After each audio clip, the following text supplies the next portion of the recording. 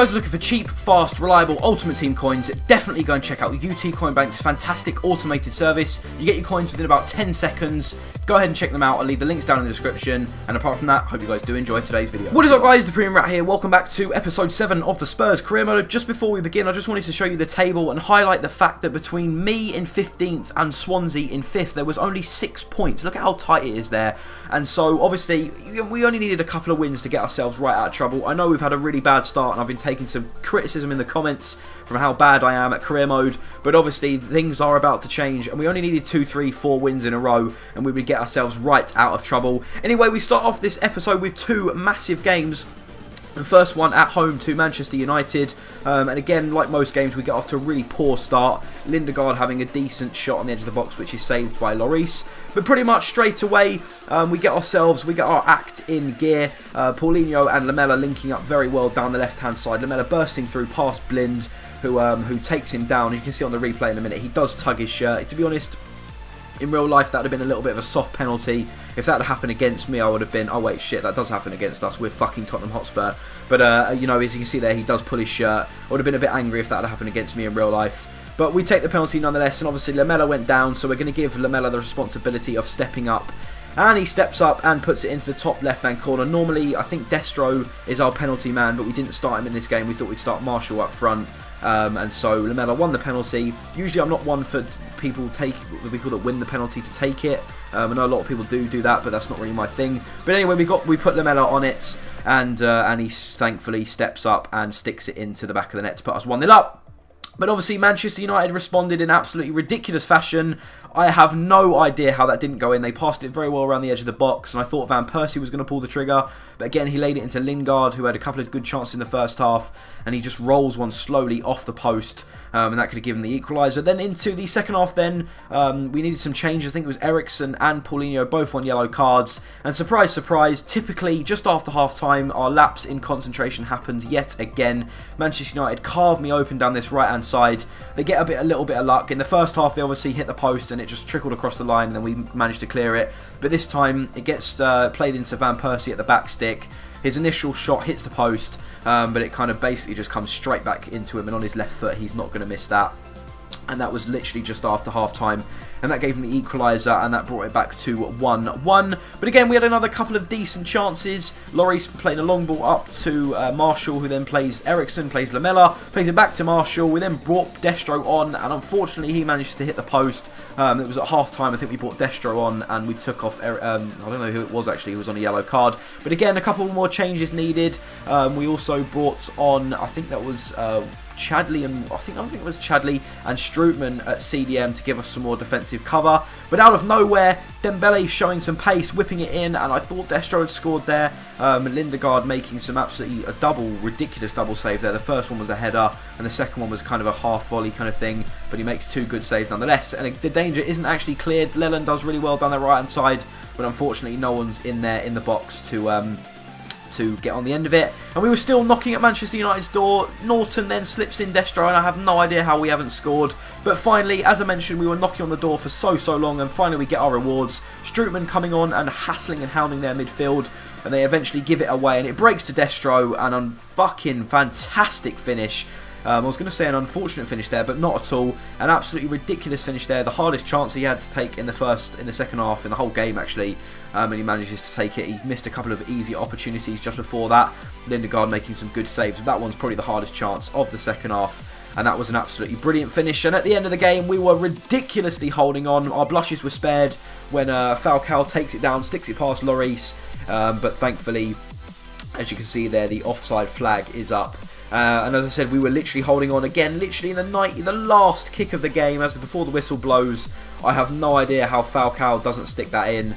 And we managed to hold on for the massive 2-1 victory. That's our first real big win of the season, to be honest. We were starting to pick up form now, and as I said before the start of the game, we only need a couple more wins to get ourselves right out of the trouble, and that was a fantastic start. So anyway, after the game, we have a private message with Nabil Bentaleb, who says that he's unsettled at the club and would like to leave, and I'm not going to be a cunt and let him and force him to stay. So obviously January transfer window was coming up very soon, and so we thought you'd shift him out, get some extra funds with us. That wasn't a big deal to me at all, because I'm not really going to be using him, and he doesn't develop into a fantastic player player for like 5-6 years. Anyway, on to our second game of the episode then. 2 massive games in a row. We beat Manchester United at home. We now had Chelsea at home. And again, as usual, we get off to an absolutely shocking start. Chelsea dominating the early periods. Cavani, who they schneebed from PSG, forcing a good save out of Lloris, who then managed to clear it. But again, just like the Manchester United game, we quelled the first sort of spell, the storm in the first couple of minutes. And Walker absolutely burning down the right-hand side. No one's ever going to fucking touch him. He's got 99 pace or whatever, something ridiculous. And he manages to cross to Destro, who he brought back into the side. Because Marshall, although he played fairly well against Manchester United, didn't really score. So we thought we'd give Destro another chance. And he comes straight back into the side. And wrong foot Courtois.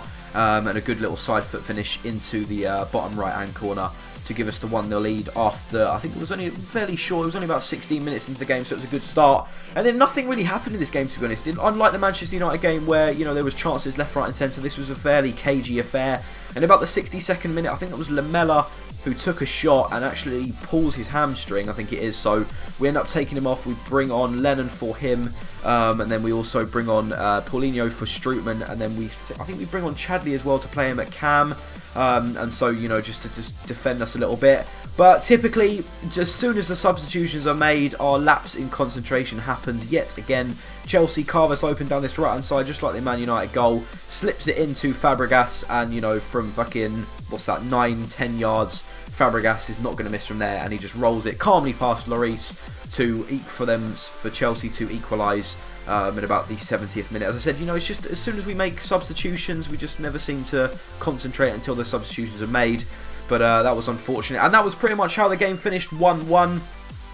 You know, we in the Man United game, we had chances left, right and centre. As I said, this was a fairly cagey affair, but I'd have taken 4 points out of those 2 games. You know, 2 tough games to start off with. Anyway, when we get back to the menus, we have a bid in for Nabil Bentaleb. Obviously, he said he was unsettled, and the board said, you know, might as well just get rid of him. So QPR come in with a £5.5 million bid in, and so we accept that to get him out of the club. And then Everton try their luck with a £6 million bid in for Destro. But as always, we tell Everton to go fuck themselves. And as you can see there is confirmation of Bentaleb being sold. 5.5 mil, we managed to get 4.7 mil onto the transfer budget, and that was going to help in January transfer window because we wanted to make a couple more signings. I had a couple more players in mind. The squad wasn't complete yet, and so we needed to get as much money as possible for that. Anyway, on to our third and final game of the episode then. We had Burnley at home, and we really did need to win this game to make it 7 points out of the 3 games in this episode. And I'll just let this run because you can see straight from kickoff we have a fantastic fucking start. Burnley all at sea, Ericsson running through, slipping through Destro, and that's 2 in 2 games for him now. I'm not sure if he scored against Man United, I can't actually remember, but a great finish underneath the keeper. And that was a fantastic start after 2 minutes. That was, I think, our fastest goal of the season as well. Ericsson doing really well, and a calm, collective finish by Destro under the keeper to put us 1-0 up after 2 minutes. And this was, in fact, our 20th game of the season. And was it just about now that we were starting to click? Who knows? I know we're only playing Burnley, but as you can see there, we go 2-0 up with inside 11 minutes. Destro doing fantastically well down the left-hand side, giving himself a couple of yards, whipping in a ball, and out of fucking nowhere, Paulinho just runs onto it like an absolute steam train and headers an absolute bullet header past the keeper to put us 2-0 up after 11 minutes. And as I said, I know we're only playing Burnley, but we needed to destroy a side. We haven't destroyed a team yet in this league, in this season, and so this was a perfect opportunity to do that. And as I said, this 20th game of the season, was it now we're only starting to click? Who knows? It's taken us a while.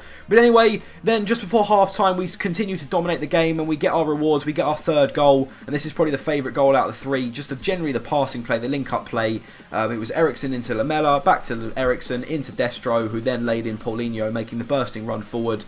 And slots again underneath the keeper. Well, to be honest, a bit of suspect keeping there, to be honest, but a goal's a goal. We'll take that nonetheless. And that was 3-0, and that was pretty much game over before half-time. And as I said, you know, we took our foot off the gas. We knew the game was won. We did have one final opportunity in this second half. Rose doing well, Strootman winning the ball back, and then Soldado licking, I was going to say, slipping through Paulinho. All he's got to do is put his foot through it, and he fucking absolutely fucks it up, as you can see there. What's he doing? He just, I have no idea what he's doing. But as I said, that was 3-0, and that was how the game finished. And so that was 7 points out of the 3 games. Man U, Chelsea and Burnley. I was going to say Burton then, but Burnley. Anyway, guys, that is pretty much it. If you have enjoyed this episode, give it a thumbs up. Subscribe if you're new around here. Please don't forget to follow me on Twitter as well. The links that will be down in the description. If you want some cheap Ultimate Team coins, go and check out UT Coin Bank. Use the code RAT66 at checkout for the most money off your order. And apart from that, I'll see you guys later on. Goodbye.